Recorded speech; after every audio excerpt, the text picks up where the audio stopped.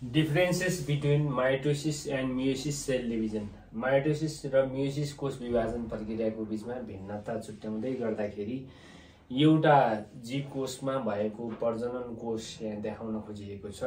उक्त प्रजनन कोषमा 4 वटा क्रोमोजोमहरू न्यूक्लियोलस न्यूक्लियर मेम्ब्रेन सहित एउटा मदर कोष जो सेल डिभिजनको प्रक्रियामा जाँदैछ र यसका 4 वटा क्रोमोजोमहरू क्रोमाटाइड 4 वटा क्रोमाटाइडहरुमा चाहिँ स्प्लिटिङ भएर यो तयार भएको छ। मियोसिस कोष विभाजन हुँदाखेरि क्रसिङ ओभर सहित यिनीहरुमा भएको यो जेनेटिक एक्सचेन्ज अथवा चाहिँ वंशानुक्रमको साटफेर पछिका यहाँ चाहिँ यो कालो क्रोमोजोमले सेतो वंशाणु र सेतो क्रोमोजोमले कालो वंशाणुगत गुणहरूको साटफेर भएर यसरी चाहिँ मियोसिस फर्स्ट भनेको मियोसिस प्रथम चरणबाट चाहिँ 2 वटा आधा क्रोमोजोम भएका 2 वटा न्यूक्लियसहरू विभाजित भएका छन्। यिनीहरुकै विभाजन फलस्वरूप साइटोप्लाज्मिक विभाजन हुँदै यसरी कोषहरू बन्छन् भने योबाट फेरि प्रत्येक 2 वटाबाट इक्वेशनल डिभिजन मियोसिस सेकेन्ड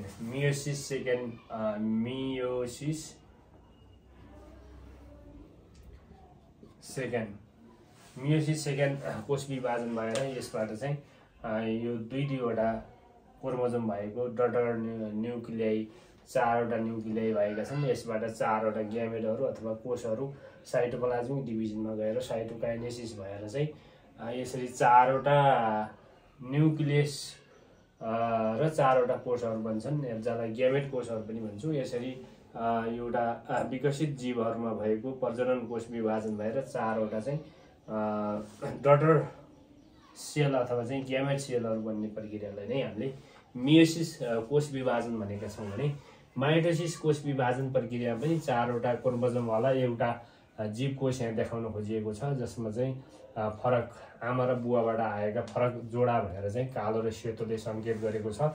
यसबाट क्रोमोजोमहरू छोटा मोटा र विभाजित भएर चाहिँ स्प्लिटिङ भएर यो कोष विभाजनको चरणमा पुगेका छन् र 2 वटा डटर सेलहरू यसरी बन्दाखेरि यहाँ चाहिँ क्रोमोजोमको संख्या बराबर हुने गरी यिनीहरूको चाहिँ विभाजन भएको छ।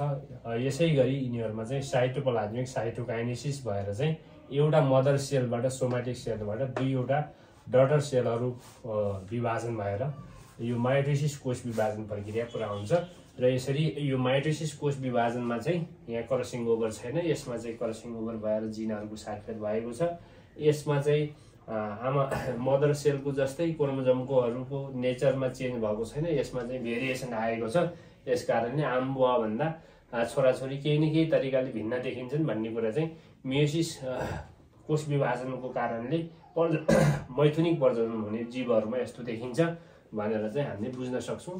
यो 2 वटा भिन्नता हेर्दाखेरि यसमा क्रसिङ ओभर छैन, यसमा क्रसिङ ओभर हुन्छ। यसमा चाहिँ डटर सेलमा क्रोमोजोमको संख्या बराबर हुन्छ, यसमा आधा हुने भावनाले यसलाई इक्वेशनल विभाजन भन्छ माइटोसिसलाई, मियोसिसलाई चाहिँ रिडक्सनल विभाजन भनिन्छ।